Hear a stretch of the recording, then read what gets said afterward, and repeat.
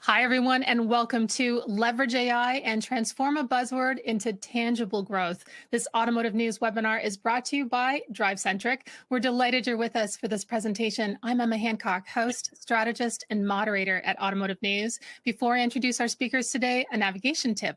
We encourage you to ask questions at any time. Just type them into the Q&A box on the left side of the webinar window and then hit send. I will steer your questions to our speakers toward the end of the session. Our speakers today are Steve Roessler, Chief Evangelist Officer at DriveCentric, Cole Frankman, Chief Operating Officer at Frankman Motor Co., and John Hooper, Director of Music City Autoplex. And now we'll turn it over to Steve, Cole, and John to get us started. There you go. How dare them? All right, well, we're getting started. And look, yeah, AI, we've been talking about AI for a very long time. And, you know, we love to educate and bring real world dealers to go out there and educate dealers out there on how to go out there and implement it. And so the first guy I want to bring in, man, is an old buddy of mine. Let's bring up Cole, baby. Let's go. Hey, Steve. Right, your mic, make sure I can hear you. All right, let's go. Hey, so Cole, look, as a dealer, AI being a big buzzword, right? That's the topic, right? And I remember like 3-4 years ago, it was always a fad, right? AI is a fad. Is AI going to stick around? Is it going to stick around? And many dealers look to implement it. Sometimes it can be, kind of overwhelming for them. And I'm kind of seeing this data right now that more than 80% of the dealerships already use an AI in some way, shape, or form, or they're starting to roll it out, right? So let me ask you, when you first started exploring AI at the dealership, what motivated you to try it? Well, I am someone that likes shiny things, and I have to stay away from conventions because I will leave with 18 new softwares I want to try at once. But I remember when I joined DriveCentric initially, you guys were like, early AI stuff that we're talking about, after hours reply, correct customer intake, someone's always on, your dealership's never closed. And FTC regulations and, certain laws got passed of like when you can text somebody and when you can't, and you have to get people's opt-in. It became an obstacle for a lot of stores, but you introduced DriveCentric with a built-in AI platform on the software you use to talk to customers that can handle a lot of that stuff for you, do it in a way that's compliant, and make your staff more efficient, that can make your people who are experienced do the things they're experienced with and get super specialized, while you retain, some of the mind-numbing work that can be done in the background, or you come in and you have a customer that's through the funnel more versus having to start from scratch 6 hours after they submitted a lead after hours. Oh, 100%. 100%. And, look, when you first started doing AI, everybody's always skeptical, but, what was the first big impact you saw by leveraging AI that maybe, turned the page for you a little bit? The first big impact was immediate. It was engagement rate right off the bat. Coming from my old CRM to DriveCentric, I think on my old CRM, I was having like a 30 to 35% engagement rate on internet leads. Once I went to DriveCentric, it jumped almost overnight to like 65, 70% engagement rates, which this is 4 or 5 years ago, like overnight impacts. That was insane. And it was just all came down to, after hours leads, a text getting fired seconds after the lead came in, while they're still on their computer, while they're still thinking about it. That alone got engagement rates through the roof. And then from there, they were already intro to the store. We were the first people to reach out. People tend to answer people who answer them. So sticking with it's all about engagement. It's all about engagement. I always tell everybody, whether it's a human, artificial intelligence, at the end of the day, how do I give somebody a softball to hit out of the park? That's at the end of the day. So now let me ask you, because this is always the biggest. I talk to so many stores about this. But when you introduce the artificial intelligence, you obviously, I mean, we always talk about this, but you have to alter your business rules. You got to alter your workflow. You know, people have to understand instead of having all these people make 100 phone calls, 50 emails a day, what did you do to alter your workflows, and how have your people responded to that? So on my last CRM, I mean, we had a bunch of tasks, you know, day 1, day 3, do this, touch point, email, call. With Drive, you can really think about what actually makes sense. And I actually went to like a very minimal no business rule policy. AI takes care of the lead opt-in. AI takes care of the emails if they have them. They're handling everything text-based. DriveCentric's video being integrated into the CRM totally makes, I mean, that's a whole other aspect of this. It's not AI, right? But it lets your salespeople focus on video, focus on sending videos for every single step of the lead, as well as get on the phone.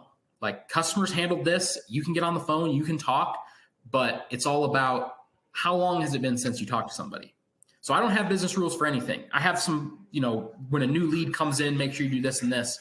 But after that, it's all about, you know, is there a follow-up task? Do I know the next time I'm going to talk to this person? If not, DriveCentric is really easy about, these are the deals that don't have tasks. Do you want to set a task for the salesperson or your internet agent or a sales manager? It's really easy to see the whole store and like make sure your finger's on the pulse of the whole pipeline of the store in the simplest way you can physically do it.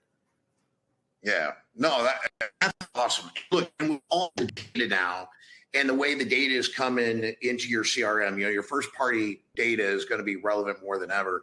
And, you know, and I guess we were pulling up some stats here. We were researching for this to educate the audience, but 40% of the customers' records are outdated or incomplete. And you get like a 2.5 decay in emails every single month. Yep. I mean, think about that. So as the AI is stirring up these conversations, right, and you're getting information back from the customers that normally you're not hearing, how have your salespeople feeding the data becomes relevant and the AI becomes smarter for future conversations? Right. So it's always the struggle that dealership owners and management might have. If certain users might not want to use a CRM. I'm a store where everybody in the whole store uses it.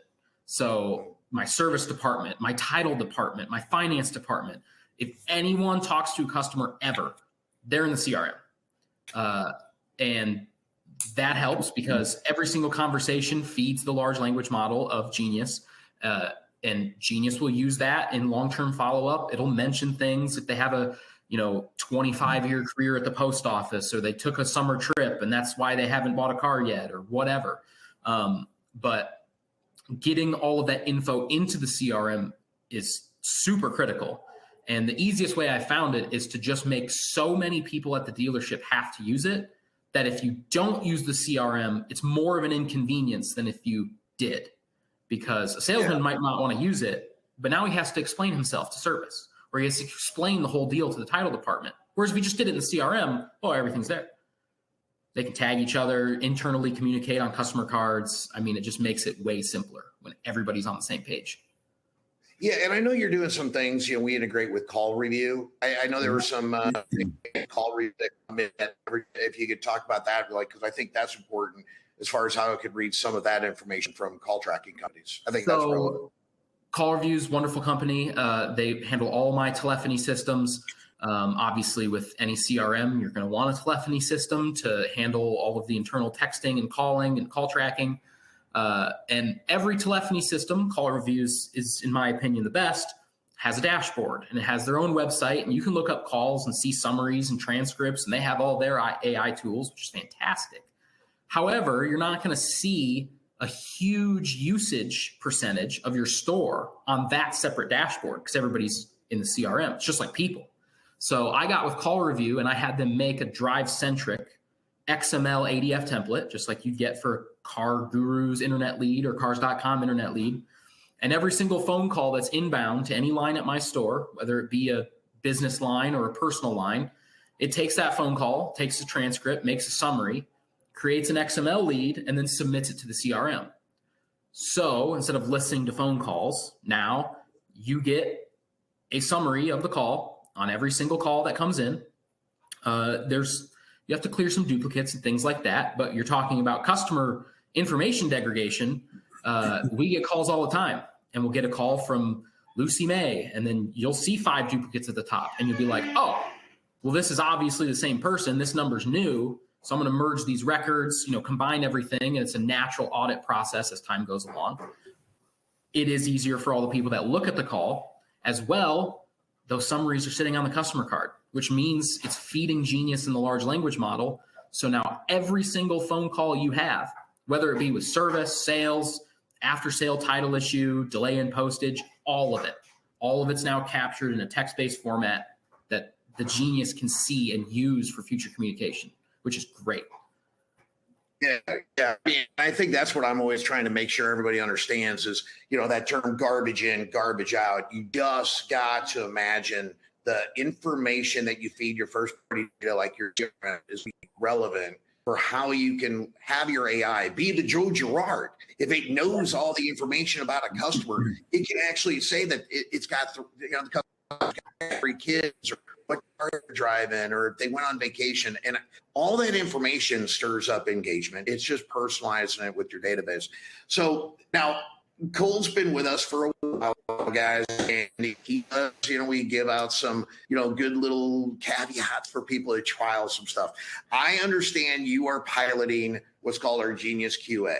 All right. Yeah. You don't mind. All right. Just tell somebody a little bit about the future of AI. What does that do, and how are you seeing shaping it for the future for just your store in the industry, maybe? So we talked about tasks earlier and kind of how Drive can eliminate a lot of tasks.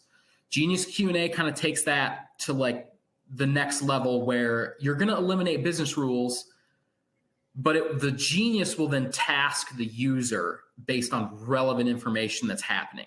So if somebody is after hours inquires on a car, and maybe it's a specialty car, we handle a lot of specialty cars, but let's take a dealer, you have a Corvette. Corvette buyers have specific questions about the car. Somebody asks Genius after hours, what brand of tires does the car have?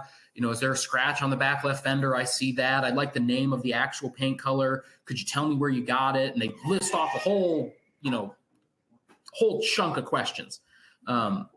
Genius Q&A will see that. It obviously won't have the answers, but it will create a nice little UI that has each of those questions in a yes and no format. So it'll say, what brand of tires does it have? And it will have a little box, you put it in. It'll say, what's the name of the color? Could you take it on a test drive? Yes, no. Can you get me an out-the-door numbers? Yes, no. And as a user, as soon as it has that need, it'll fire a Genius task on the left side of the CRM. Okay, it's kind of like a lead, just a little different spot. And you go through it. You see this customer has 7 questions. You go, yes, no, here are the brand of the tires. Yeah, I get you numbers. That's fine. Like as quick as you can. And you hit generate reply. And it will take that 7-question format and create a very detailed and thorough explanation of each of those questions that the customer had. And, if you haven't talked to them, it'll introduce you. If they're long distance, this is kind of the stuff that I've been working with Jonathan on at DriveCentric. The little things of, I myself have not talked to the customer, make sure it introduces me. If the customer's out of state, maybe put my address in the signature line because maybe the customer doesn't know that kind of stuff. And, those little fine tweaks of use cases. And we've gotten it pretty dialed now to where, my whole store, they see Genius reply come through. I don't have to pressure people to use it, which is when a feature works. You just, you let it loose in the wild and people started using it. So it's a good sign that okay, this makes sense. This is what salespeople, internet managers, sales managers, this is what they want because they're using it. They just didn't know they wanted it until it was there. Yeah, it's more or less your informant, Genius, what their answers are because it may not know the answers. It's human interaction to feed it so it can send it to the customer. So you're ultimately taking the communication out of the salesperson's hand, or whoever. And it's taking the time. If you're a salesperson and you have 1 customer a month, you're going to spend insane amounts of time with that customer. But that's not how it goes. You have all these people from all lot ups, you have phone ups, internet leads, everybody's coming in. And I mean, I'm human too. It's really easy to see a list of 20 people I have to talk to today, and I need to get through them as fast as possible and reply. And, oh, this guy asked 7 questions. Okay, well, here you go. This kind of forces you to, well, it doesn't force you. You just give it the inputs, and it will act like it took the time to really make a reply that customer's wanting, considering they asked 7, 8, 9, 10 specific questions on the car. Yeah. No, hey, everybody's trying to do more with less, man. And, it's just the world we're in. There's a lot of dealerships on here could be teetering on the fact, using AI, but, obviously you've been using it a long time. I mean, what would you say to a dealer, about what are the unique benefits you see using AI? Maybe for a store that's just, they're teetering on it. They don't know. I want people. I don't trust the AI. All the fun things that probably went there many years ago before you did it. What are some of the benefits you would tell a dealer on this meeting here? I mean, AI is kind of like any software in the auto industry. It is garbage in, garbage out, but it's also, are you going to use all of it? It's up to you how much you use. I know DriveCentric is the most customizable CRM I'm aware of. I mean, you can choose how involved you want it to be, what to say if people ask certain questions. Mine, I gave it all the links to my service scheduling page. So if somebody wants to schedule service, AI is just like, oh yeah, here, go to that link. If you don't want that, you could have a default to always just recommend a sales representative or a service representative. If you're teetering on the edge, ultimately it's one of those seeing is belief things.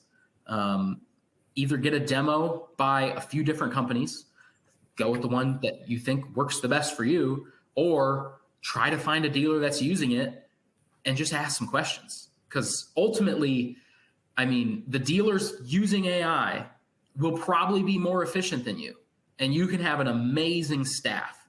But I always say, if you have the best staff in the world, you may beat the dealership that doesn't, but has AI. But if you gave the best staff in the world AI, good luck catching you. It'd be hard. So, I mean, ultimately, change is necessary for progress, and change can be scary, and change can be tumultuous, and people don't like it. But I can say the whole AI is going to replace staff thing. That hasn't happened. People's roles might change a little bit, but I've done nothing but increase my staff over the years because we've grown, and I couldn't name a single person I've had to think about. Your position's irrelevant now because I have a robot doing it. That's not really a thing. You said right there, man, if you get more customers talking to you, you're going to hire more people. This isn't about maybe increasing staff per se. It's realigning activities of your people. I mean, and our customer, it takes time, going through any discovery phase, a minimum of 15 minutes to get a customer talking to. So, no, that's great advice. And yeah, all these dealers are in 20 groups. There's plenty of people using it. I always ask people, but no, I appreciate you jumping on here and sharing some of this. We're going to put you back in the green room here. But I should have said something about your hair, man. Your hair is looking high and tight like mine. All right. Unlike, okay, now we're going to bring up John Hooper. Okay. And so this guy, Hooper, he doesn't have my hair. All right. So we're going to. Hair is so overrated. Hey, but John, you're my neighbor, man. I can come see you at any given point now, man. That's right. You're living in Nashville with me. That's right. John, you've been on, using AI quite a bit, and obviously heard, us talking about Cole. I'm going to kind of mix it up here a little bit with you, though, just for the audience here. How, when you're going out there and you got AI for the staff, because that people freak out when they start hearing AI, and we were just talking about staff. How did you approach them with it so it wasn't so intimidating for them? Sure. Well, there's a couple of ways. First of all, I had to convince myself that it was worthy, right? We're pretty particular at this store, even though we have a tremendous amount of trust with DriveCentric, I had to convince myself that this was something that was really going to help drive the business. And then once I did that, then it's a matter of communicating to them what I had come to appreciate is, do you want to make more money? Do you want to make more money? Do you want more opportunities that will lead to more sales, which will make you more money? And the obvious answer is yes. And then, trust me that we've secured a tool that's going to, it's going to serve as a sales assistant. I think that's how we've framed it with our staff.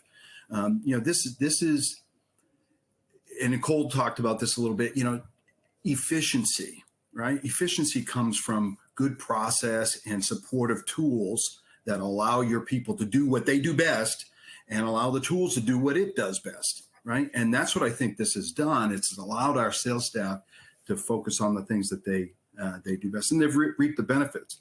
One of the things that AI does and was kind of a surprise to us is it's not only a functional part of our business, but it's also an instructive part of our business. It teaches us, right? I think of AI being more relational than transactional. If you think about the business we're in, right? We sell cars, it's transactional business. So sort of the default from a lot of salespeople is, go to transaction mode. A salesperson may ask, what vehicle can I interest you in today, right? Very transactional. AI will ask, what do you think about this heat wave that we're in? And a completely different paradigm as to how you approach the customer, right? Very relational. And in a lot of ways, I think AI has instructed our staff, look, relational is really where it's at, right? The whole purpose or the whole objective is, and we've always preached this, is make a friend. You're not selling a car in that first conversation. You're making a friend. You're building trust, right? AI does a really good job of going right there. And I think our staff has learned from those exchanges with AI. Yeah, and it's there. I would hope the staff, because of its AI is getting a lot of that engagement. I mean, they're treating it more like an assistant to them. Is that fair? That's fair. Yes, absolutely. Yeah, the handoffs. I mean, we can talk a bit about all the ways in which AI has complemented our business, but the handoffs. Let's talk about one way in particular. It's what I call first responder. What's so important when you have an internet lead? It's your response time, and AI can jump on that lead far quicker than any human can, right? But it's not like, okay, we just ignore it and we don't pay attention. AI jumps on that, and then you come in behind AI, and you've seen that initial engagement, and you complement that with what your follow-up is as a salesperson. And so in that way, that assistant has done you a huge favor, got you a quick response, which is critical, and politely and properly engaged that customer and did a handoff to you. It's really changed the way that we've handled our internet leads, and certainly has helped us improve our close percentages, our ability to get an appointment, and our ability to close. Yeah, no, absolutely. I mean, I always say, if I can help, if artificial intelligence could get me a conversation with a dealer, I mean, my gosh, who cares? I mean, I just want to have a nice little softball put up for me and I could do my job. But, now this is where it gets fun, John, because, obviously with AI, and you started, with our company, and maybe with such AI, there was a stat out here, and it's just amazing to me, but I'm not going to upsell you on this, John, but 81% of dealerships are looking to increase their AI budgets this year. All right. Yeah. Now, I may have been talking about this to you a couple of years ago, right, about AI and things of that nature, but, for the dealerships on here who haven't been thought about how they budget for that, because that might be something new for them to think about. I always think about digital retailing as an example. Way back when digital retailing might not have been a thing before COVID, and then COVID hit, and all of a sudden, a father and a mother and an OEM has a digital retailing tool. Well, AI boom just kind of happened, and now dealers are trying to probably figure out, how do I put this into a budget?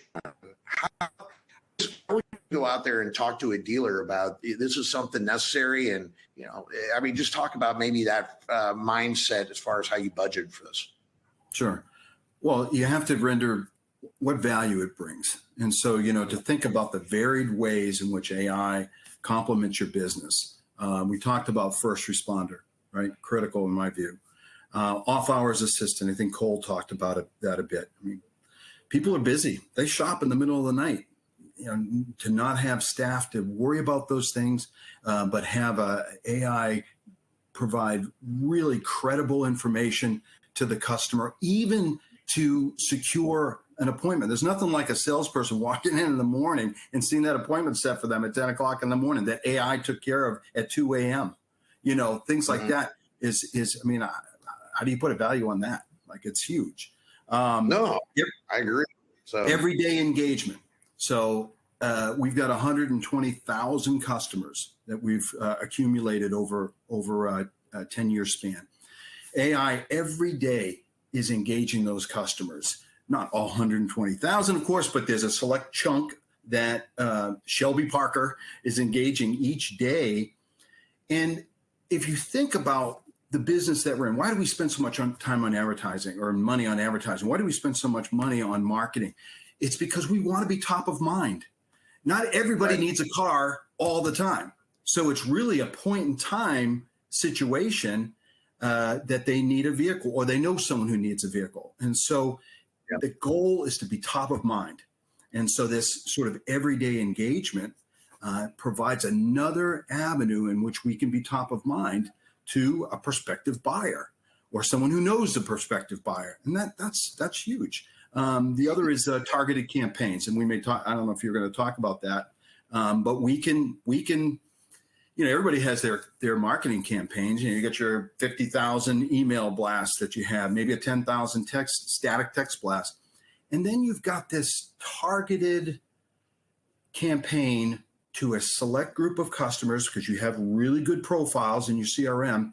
And you can, if you've got something distinctive to offer, you can offer that distinctive product or set of products to that distinctive group of customers. Maybe it's 800, maybe it's 1,500 customers, and be super dialed in on both on that marriage, right? That ultimate marriage, the product and the customer, and the product and the need. And that's so unique. I mean, it's really hard to get to the campaign, John. I'm going to get to the campaigns, but again, I'm just trying to always just tell, like the story on the evolution so dealers can relate to it. But where I'm going, man. You know where I'm going. But really, because again, when you first started, I talk about how AI, or in a lot of these companies, especially with the latest and greatest, ChatGPT 5.0 now, all the things are out there. How surprised were you, though, at the AI communication when you first got it? I think that's important. I know you talked about the tenacity and the follow-up, and, you're kind of talking about that. I didn't know if you had some examples. Talk relational, transactional. Talk to the audience a little bit about that. Yeah, I think it was surprising in that what I was surprised about wasn't so much what AI was doing in terms of this engagement. It was how customers responded. They were so welcoming to the level of AI engagement. That approach, that relational approach. It's not personal, but it feels personal. It feels sort of intimate. And if you read it, if you kind of come from traditional communication, you think, wow, that's really different. And it is, but it works. And so I guess the takeaway that I had was I was surprised at how welcoming the customers are to that level of sort of personal conversational engagement. It really does work. And ultimately it has an end game, which is to develop a relationship with the dealership, with its representatives, with the sales assistant and a salesperson to then put us in a position where we can offer and serve that customer what we want to serve them, which is fine vehicles. Well, and John, look, I think everybody is kind of in the same boat as you. I was looking over your database, and I think you have about 120,000 contacts in your database. And I think what people have to realize is if we were going out there doing all these tasks, it would, that you would normally have them do, it would probably take 4 humans in like 600 hours. That's the mathematical calculation we come up with. Now, instead of going out there, and you kind of said it great, right? You're getting customers, using AI to get us top of mind. So if AI is doing those tasks, how does that, what are you complementing your team with? Because a lot of people are like, well, what are my people going to do? AI is doing all these touches. How is that complementing what your team is doing now today if you're using AI to do those soft touches?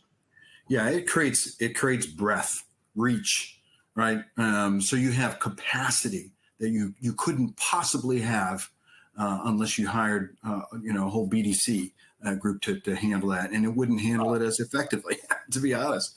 So the staff, it doesn't take the staff off the hook. It just makes their efforts more valuable, because now you've added this very important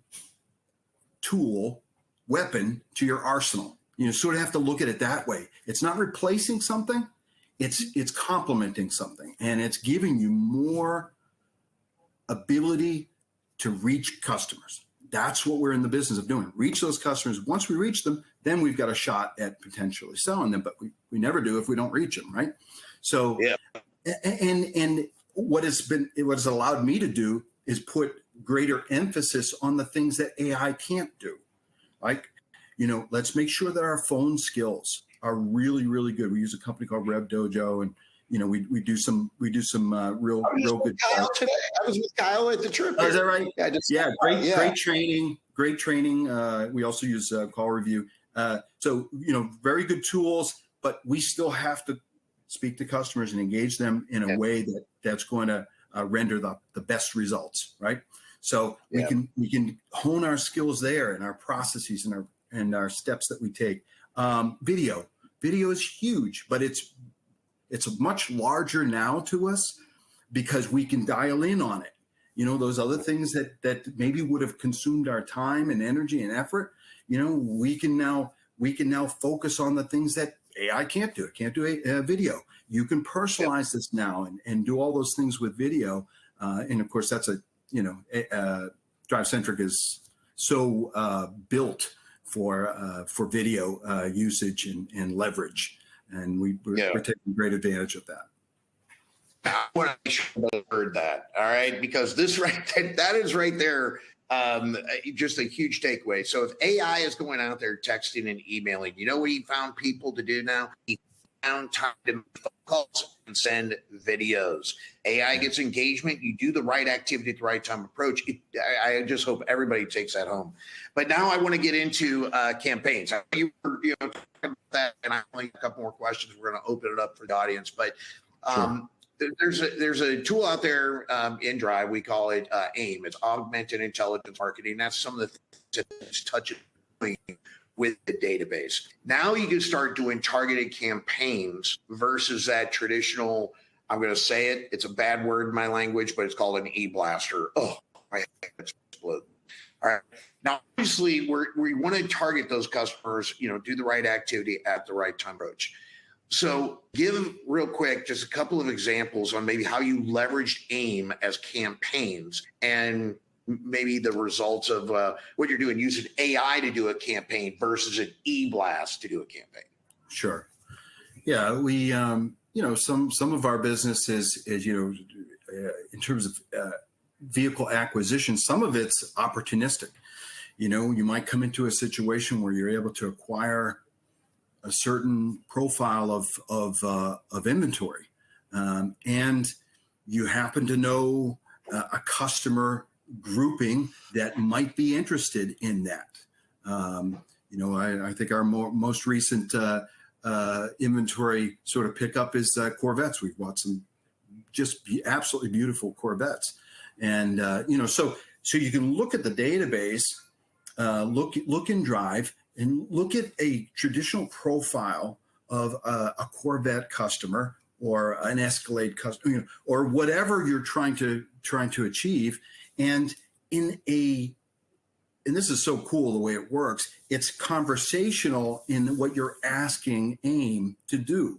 You just type in your request. Hey, I'd like to target all the customers who have bought Corvettes and those customers who have expressed or have acquired a sports car or a fine vehicle, whatever you describe. But you just do it in sort of layman terms, just sort of top of mind, like this is what I'm thinking right now. AI will come back, AIM will come back with, hey, this is what I think you're saying. Is that what you're saying? And then you have an opportunity to refine it, right? And then it'll go into your database of customers, and it'll say, okay, this is what we found to be a group of customers that you want to target for this particular campaign. And then you give it the green light. And then I look back at what how the engagement occurs between AI and the customer, and it's so interesting. Sure enough, it's relational as always, but in there's this. I'm going to get to the bottom line here. I'm going to get to this specific campaign that you're driving every time. So AI is really, really good at that, and it's still rather new for us. But my goal is to be doing a couple a week. Is to really get when we're cranking along. I want to do a couple a week. Hey, and like I know things are hard to use, but hey, if you could do it right, and if I could do it, anybody could do it. It's that simple. That's absolutely. Yeah, it doesn't take any technology knowledge on the part of the user, because you're really just saying, this is what I'd like. You're just expressing it in common terms. You don't have to be a programmer, right? Just common terms, what you're interested in, and let AI do the background work, and then launch the campaign. And we are not programmers, John. I'll be the first. Put me in that role. All right, last question, and we're going to open it for John. So, real quick, if you were to look at the next big opportunity for AI in automotive, what would you say it's going to be? I don't know if there's any one that sort of stands out. I think we talked about phone, AI-powered phone, AI-powered video. More and more of our business is remote. So creating a virtual experience for that customer in video, virtual test drives, I think there's some real opportunity there. Customer tendencies, prospective decision-making on the part of customers. Those are areas that I think are ripe for AI, because it can just gobble up all kinds of information and render advice, if you will, recommendations very quickly. Inventory management and selection, being able to look at trends in the market, being able to look at your own sales, and then look at your current inventory, and then where can you buy replacement units for what's really working for you. I mean, all of that, that takes time, a lot of labor, a lot of energy, a lot of focus, and manpower. So those are areas I think very much that's great. I mean, there's a lot of opportunity. I don't even know the answer to that, but I mean, it just continues to evolve. So it's kind of exciting times, kind of see. It is very exciting. So, all right. Well, Emma, if you want to come up here, I'll just to recap for everybody. I hope you heard the same thing. The one thing that's really cool is with built-in AI in your first-party data, you can do a lot with it. Okay, and that's what I want to make sure everybody understands. When AI is built in, you can have more personalized engagement with each and every customer. It's going to read the historical conversations, apply it for the future. And I just hope people do the thing, like even do the right activity at the right time. And if these customers are talking to us, Emma, we just got to be better responders. That's all we got to be. Be a better responder, give the customer exactly what they want at the experience. Take it away, Emma. What are we going to do? What are the questions? Let's roll. Let's do some questions. But I will say, everything you just said, Steve, is so true. This is honestly, guys, you did such a great job. It was a great discussion, and you really have made this buzzword quite tangible today with the help of John and Cole, and John just saying, so much of the business is remote. And so much of your time is relational. And if you have 120,000 customers, I mean, you do the math, and this, this is easy, is what I heard, and it works. So, it makes sense. So we've got some questions here. I think they're buying signs. So Dan is asking, does AI software communicate verbally with the customer or mainly through email? So like just breaking it down a little more about how it works. Cole or John? Is that like, I mean, I know verbally, like on the phone, I'm assuming he's asking.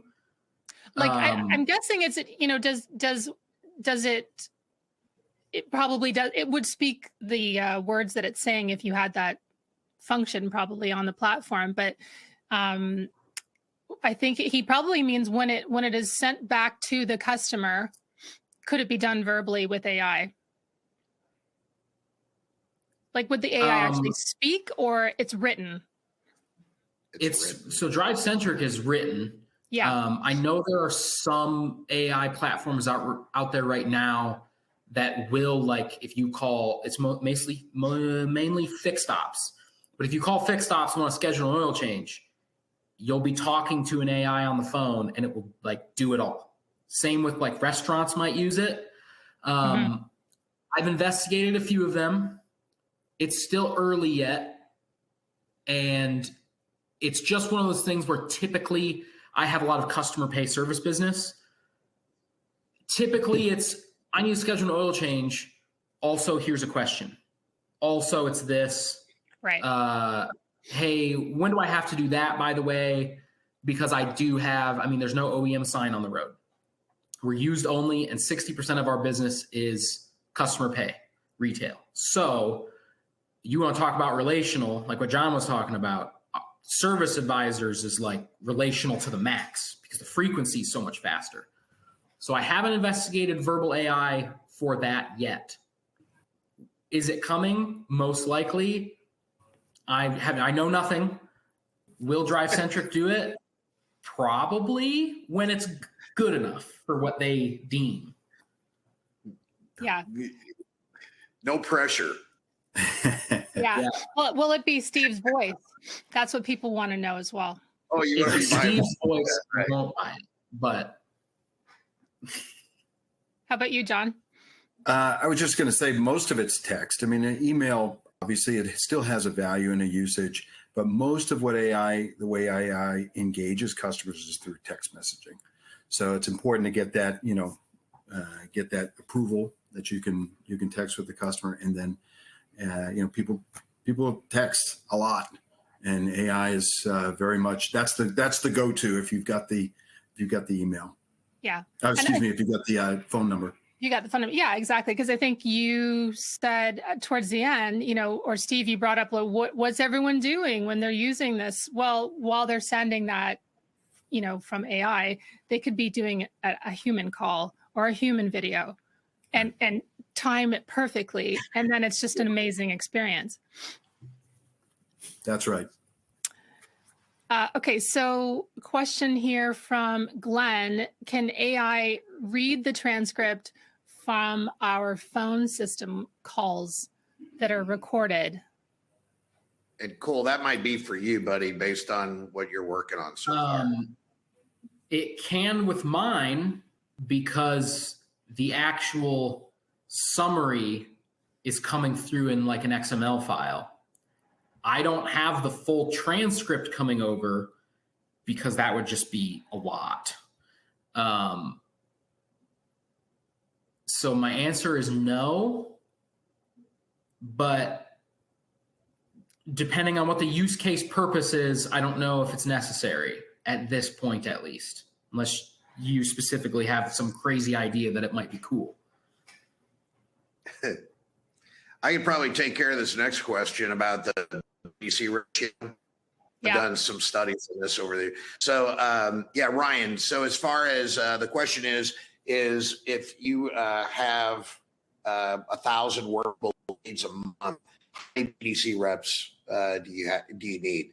So statistically, if you go to NADA, NCM, talk to the OEMs, they'll tell you that traditionally it's 125, 150 per person per BDC rep. Now they did that with no artificial intelligence. What a lot of our stores are doing with BDC departments, and I can't remember Cole or John if you have either one, but I think what Cole and John would probably share with you is your team becomes more of an engagement center. So the volume on a BDC rep, what some of our BDC people do, 250 to 300 leads per person per BDC agent. So you increase the capacity, but you're decreasing the workflow. So they're talking to more customers.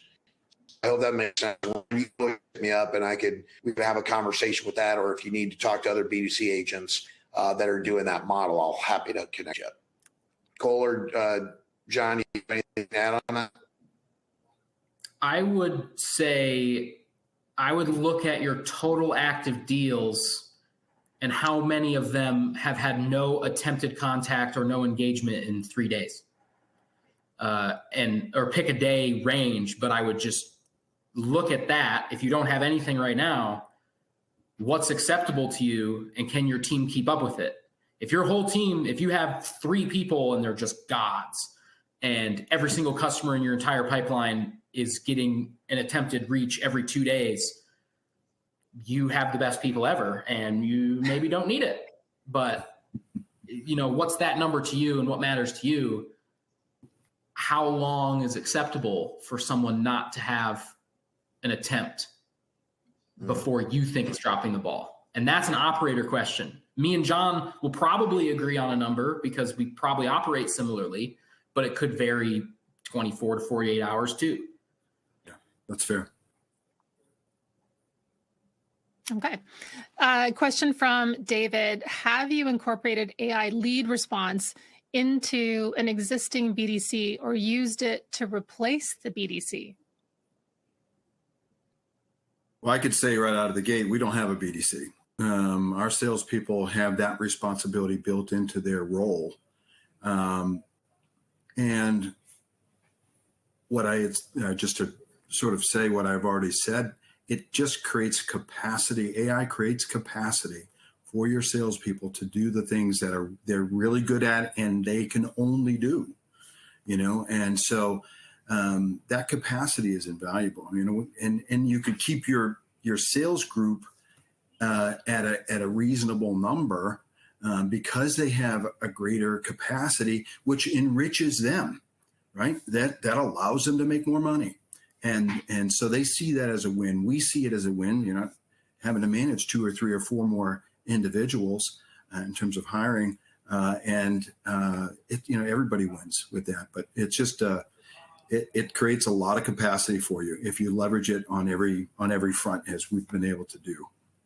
Yeah, I think this is a question I would like to interject. I think we're talking about AI replacing BDC. It's the first thing that people will think about. Again, what I said earlier as far as making them efficient, you have to think the responsibility now. When you get a talking customer, that adds a new complexity to your dealership. You cannot see all these digital customers and you need to be a better responder.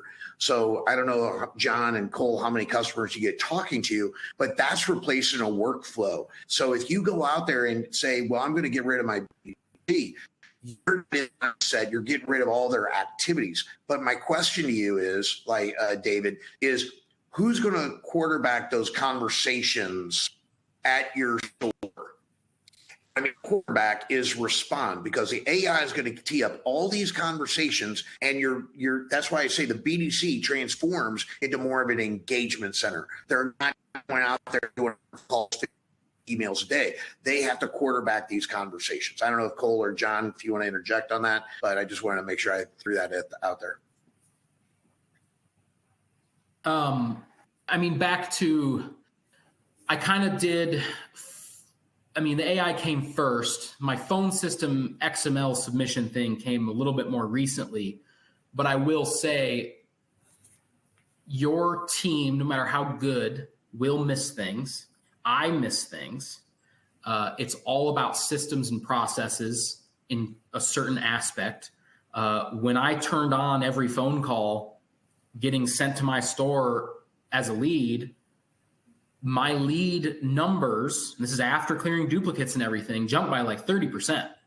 And there were phone calls where a customer would call in and ask about, I know Emma, you mentioned this before the call. We have an 01 Land Rover. Customer called and asked if it was available, and the salesman was wrong. They told the customer it wasn't. And that call came through and it hit my internet department, who does BDC activities and more. And they all sat there and they went, wait a minute, that's not sold, that's available. And it had the customer's information, it had the call, it had what happened, transpired on the call. And that call is now an active deal that's being worked. So AI fired, it opted the customer in, it engaged with that customer. We then had a different agent reach out. I think it was actually the same salesperson reached out and said I was incorrect. But if that didn't have the visibility to the system of that call happening, that salesperson didn't enter that call in the system because it wasn't a lead in their head because the car was sold and it's an 01 Land Rover. I don't have a replacement. Were he correct? Sure. That would have been a sort of acceptable answer to that. Entering them in the CRM might have been above and beyond. But since they were incorrect, that is a lead that would not have hit the CRM at all. And back to what Steve was talking about earlier about garbage in, garbage out. The more you can feed it, the more engagement you can generate. And if you can increase your engagement, your staff's going to get busier. They just are. If you don't have AI right now and you have a staff, if you introduce AI, I don't think their jobs get slower. I think they get far busier. I think you might need to add more people. That's the first thing. Walk into a dusty room, kick it up like crazy. You have conversations coming in from everywhere.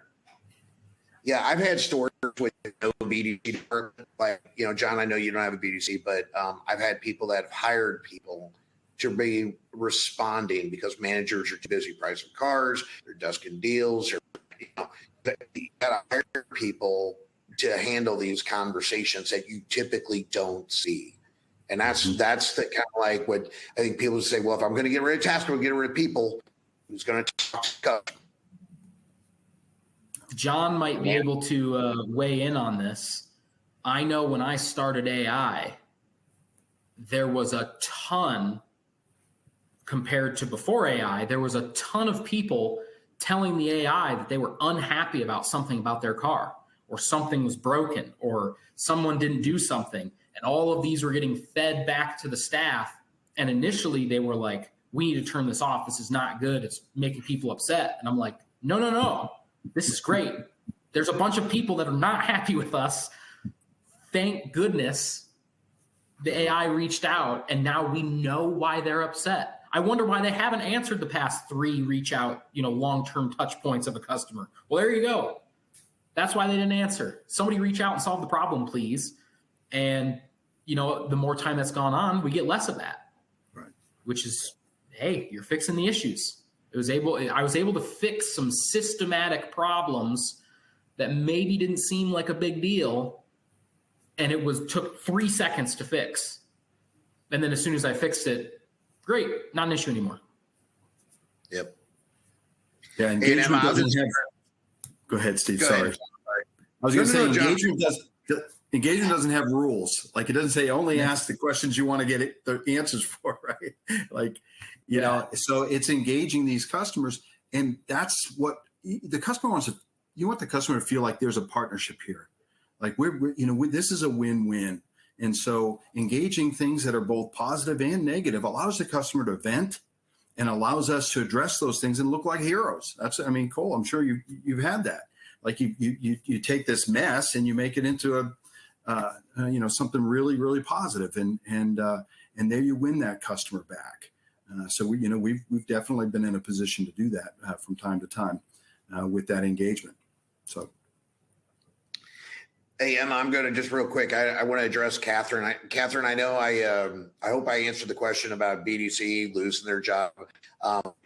Bank looks like he's watching. He runs a centralized BDC. for his stores, and he will tell you that it is his department. And if you want to ever connect something like Denny BDC, his department is very busy. It hasn't eliminated jobs. Actually, I think Denny, I don't know if he wants to comment in here, but the last 4 or 5 years, I think he's only lost 3 people in 5 years. It's kind of crazy how much AI has kept people in the BDC department. It's just realigned their activities. They're just, like I said, responding to customers. Not too true, but it's true. So, okay. Sorry, Thank you. No, thank you for doing that. Okay, I think we have time for one more question. I want to do 2. They're kind of the same, so I'm going to blend them here. So one question from Ryan is, how often do you find your dealership encountering AI fires, like the wrong info delivered, wrong price, wrong availability, scheduled a service appointment we can't accommodate? Because there was another question here also about, kind of what kind of guardrails, are in place to make sure that the AI stays on brand with your messaging. So I guess, sort of what is that margin of error, and what do dealers do about it? I want to hear it from John and Cole first before I interject. I'll tell you. Okay, well, I would say that we've had very little concerns with AI's exchange. Occasionally there's something that feels a little odd, or it's maybe a little inaccurate. It does happen. But the thing about Drive is we've got a team that supports us, and they're incredibly responsive. And we can let Drive, our support team, our pod, know that, hey, this is, this feels weird, or this isn't quite right, or we'd rather them not say that, rather AI not say that. And, they go in and they work their magic and kind of instruct AI into the future. And that's, Steve talked about, it's sort of learning, it's this sort of learning process.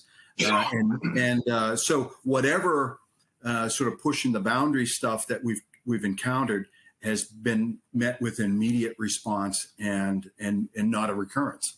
So that's the beauty of the system. It doesn't just stay ignorant of what you want it to do. It's informed and instructed, and then it follows those instructions. I would say the same. You get some quirky stuff. It'll say I've had it where it'll say a vehicle's available when it's not. I just told the story of the Land Rover where we had a vehicle available and he said it wasn't. So, it's nothing that your normal staff won't have a mistake with either. We've had a couple things, again, like super minor. We're an independent store, so we don't do leases. One time it told a customer that we did leases, and then we told it to not say we do leasing. And then it ended every sentence with, this is Frankman Motor Company, we don't do leases, like for every message. And I contacted the pod support at Drive, and I'm like, little too aggressive on the lease messaging. And they go, oh, okay, yep, we can fix that. It was fixed, 10 minutes later. Yeah. That's a testament to Drive. John, if you talk to your pod as much as I do, it's not like customer support and you get some random person. I deal with the same 5 people every time I have an issue. Yeah. And I've been to DriveCentric. The first time I went to DriveCentric headquarters, they walked me up to pod 5, and I had the realization that the people I was talking to were like all sitting there, and there was 4 of them. And I was like, oh, you're right here. And they're like, yeah. And I go, you just helped me with a form yesterday. And they're like, yeah, absolutely. And I was like, oh, that makes sense. Great. Well, and now I'll speak from what we do on the company side.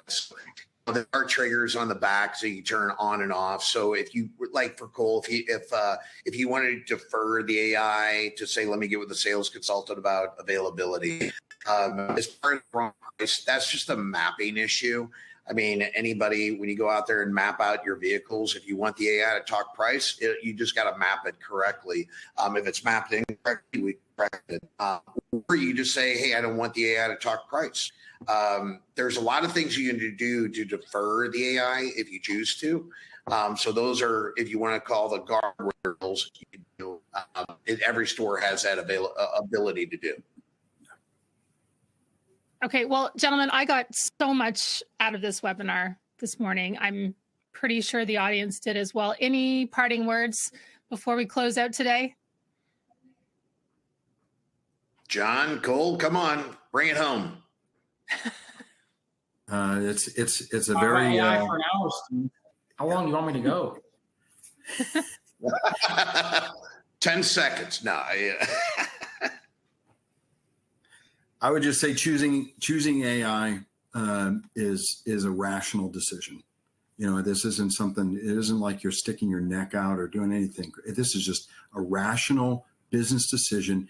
If you're focused on serving customers, focused on growth, focused on improvement and excellence in what you do, you have to embrace AI because it brings a lot of things that we didn't have just a few short years ago. So don't be afraid. Embrace it. Cole?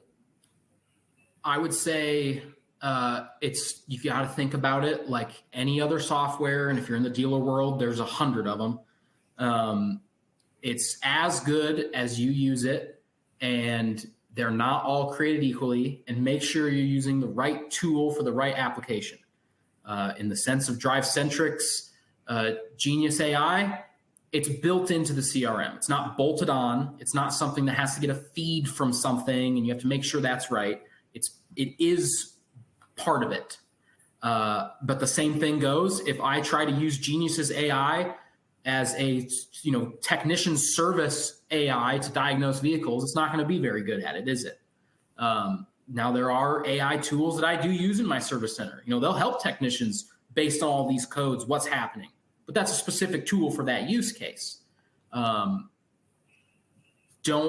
think that AI is one and done. You can't just boot up Chat GPT and say, run my store. It's not how it works. But if you have the designated tools and you use them for what they're designed for, and you know the limitations and you really understand them and try to understand them, it is what John said. It's very rational. And the beauty is you can turn it on and off whenever you want. If it's not up to par, turn it off until you find the one that fits or until they can fix it. And you can turn it off in one phone call or one button press usually. So yeah, it's not like you're turning something on you can't undo. You're not married to the thing or any other thing. So, I've been with Drive forever. I have no intention of leaving because of how good everything is. And that just goes to show, how well it works. Well, and I'll close out here, Emma, real quick. I'll just say, look, no matter what AI tool you're doing, is you got to treat AI and manage it like a human. If the AI does screw up, there's no way AI is perfect. But, my buddy Denny Eubank, he'll say, always challenge your people to go find errors that the AI does. Go find errors that your humans do. And I guarantee you'll find more errors than you will AI. And we'll place a bet for you on that one. But you got to work with your partner. If your AI is messing up, or it said something incorrect, so people can reprogram. But it's going to make you more effective, and it's all about engagement. You got to remember that. Who cares who it's engagement? The fact of the matter is if you talk to more customers, you schedule more appointments, and you sell more cars. With that, Emma, I'll put it to you, girl. Okay. Well, that is great advice, Steve, and great advice, John and Cole. That brings us to the end of our webinar. Thanks to today's audience for the questions. If you asked a question that we didn't get a chance to answer, our friends at DriveCentric will follow up by email. If you learned something from this session, please tell your peers about it. The recording will be available in about an hour. You'll find it at autonews.com/sponsored/webinars. When the webinar ends, a survey will pop up on your screen. We genuinely appreciate your feedback as it helps us create future webinars that are even more beneficial to you. Thanks again to Steve, Cole, John, and DriveCentric for bringing us this presentation, and to you for joining us. On behalf of everyone at Automotive News, have a great rest of your day.